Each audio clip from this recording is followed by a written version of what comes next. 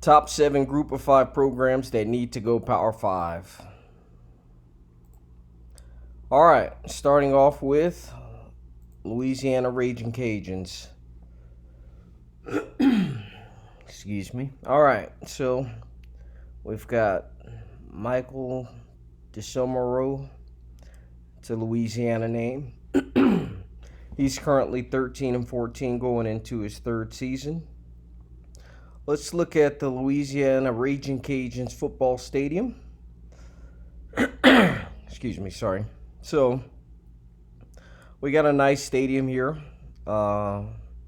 We've got a nice symmetrical stadium. One grandstand on each side.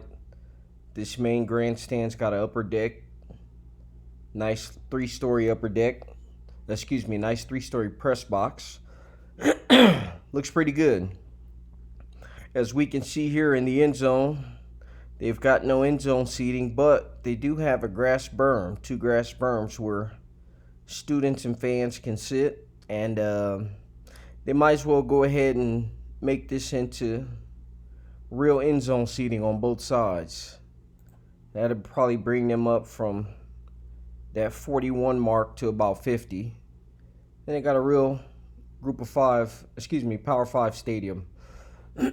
Next, East Carolina, ECU Pirates.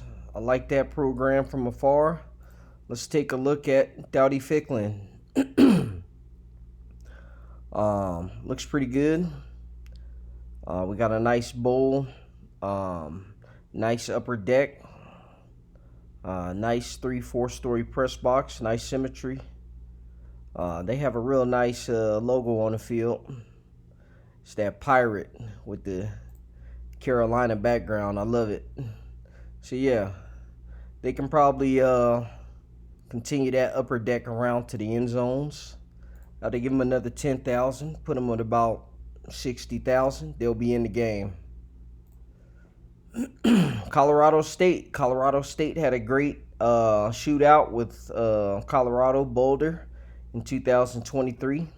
They're at 41,000. Let's see Canvas Stadium. Beautiful stadium. Now this is a new build. They built this probably around 10-15 years ago. It still looks great. As we can see, main grandstand has an upper deck. And the alternate grandstand has an upper deck as well. Great symmetry. As we can see, no end zone seating. So if they wrap some end zone seating around, maybe even put its own little upper deck there, they can definitely get 10,000. As we can see, we got end zone seating there. So we could definitely get that up to about 50,000. And they'd be in good position to get a Power 5 invite. Fresno State, another great California program. 40,000 seat Valley Children's Stadium. Let's take a look at it. Looks pretty good. They've got those checkerboard end zone. That's a staple of theirs. They've got a grandstand similar to Arrowhead Stadium, similar to Old Dominion, what they had. Where we see they do have end zone stadium, but we get the chunk out of it here, and we got this kind of lowered. I think they should go ahead and do upper decks here. Redo these press boxes. Upper deck. That'll give them about 20,000. That'll give them about 20,000 more. They'll be in a 60,000 range. They'll be good to go. All right. University of Memphis. Great program here. Ryan Silverfield. He's at 22-16, doing well. Let's take a look at Simmons Bank Liberty Stadium. So this stadium is under construction, to my knowledge. They're doing a renovation and also doing a shopping complex and where they can do other events. Let's take a look at Liberty Stadium. I've always liked Liberty Stadium. It's right there on campus. Beautiful grandstands. They do similar to what we just saw with Fresno State, where they kind of zoom out, go lower towards the end zone. So I would say they're honestly ready for a Power 5 invitation right now at 58,000. But if I had to say there's something they could do better, I'd probably say, I don't know, this is a tough one, but I'd probably say bring this around as a regular bowl. That wouldn't be that expensive. Leave the press box, the upper press boxes. Yeah, leave the press box. Maybe do a new one here, but bring this up. That might give them 10,000, maybe 7 to 10,000, and that'll put them in 65, 70,000 range. All right, Boise State. Everybody's familiar with Boise State, the Smurf turf. Let's take a look at Albertson's stadium. So, Boise State actually moved up from the FCS, the Big Sky Conference. They've got a nice upper deck here on both sides. Let's take a look at some other pictures. Got a nice setup, man. Nice end zone seating here and there, but they got rid of the track. So, what do you do when you're in this situation where you've got the infrastructure built?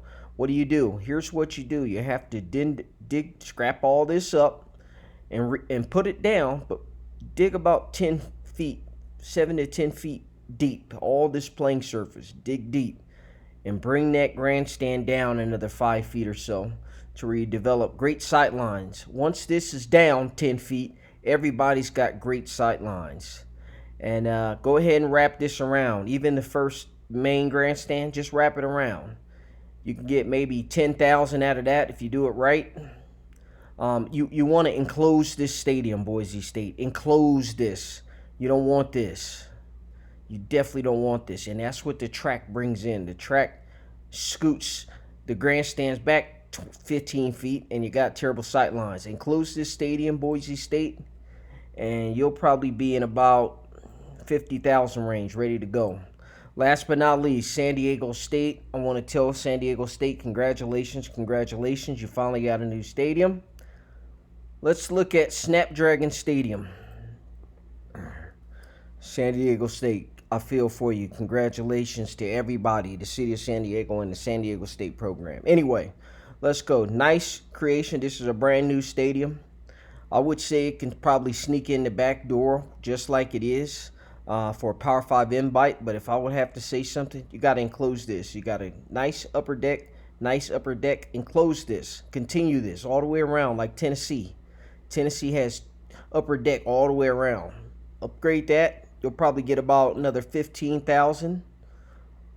Snapdragon's new, but you can still add 15,000. Keep it seat back like you did, which is a great idea. The enemy to expanded capacity is attendance. Keep a chair back. That'll put you at 45, 50. You'll be good to go. All right, y'all. I'm out.